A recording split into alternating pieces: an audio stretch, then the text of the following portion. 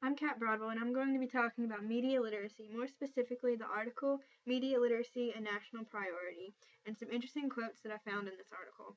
The first of which is education needs to be geared toward the handling of data rather than the accumulation of data. I agree with this quote. I think that we naturally are unable to remember the finite details about our lives and experiences, but we do remember the processes or how we handled the situation, which I think is much more important. Example, you can teach a child how to work a computer and it opens a million doors for them, rather than hoping they remember the details about the website that you send them to. The second quote, people need to know more than core subjects. They need to know how to use their knowledge and skills by thinking critically, applying knowledge to new situations, etc., to become lifelong learners, updating their knowledge and skills continually and independently. This was said by Partnership for 21st Century Skills, and I both disagree and agree with this quote.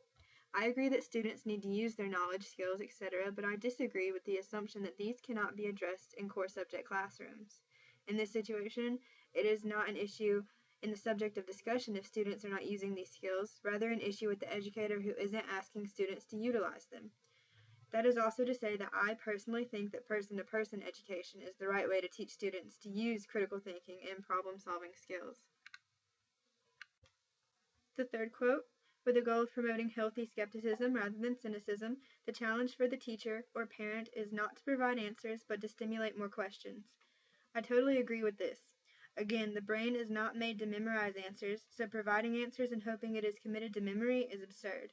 Instead, get the student to come to his or her own conclusion, teaching them the process of finding the answers, encouraging them to ask questions of their own, showing that they have a deeper than surface understanding. In the fourth quote, what is important for critical thinking is the recognition that whatever is constructed by just a few people can tend to become the way it is for the rest of us.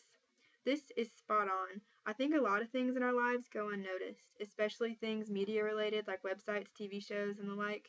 It isn't realized that someone put so much effort into creating this thing that we see and hear and take it for granted.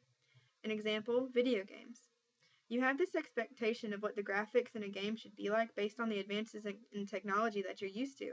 So when you buy Call of Duty, you expect it to be a little bit more lifelike than Tetris, because that's just the way it is. But someone or a group of people worked on making this media so realistic for your own enjoyment.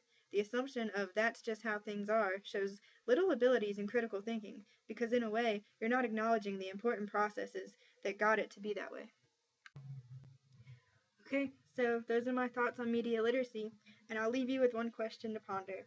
Is media really a better teacher of necessary skills than an actual teacher? I'll let you decide.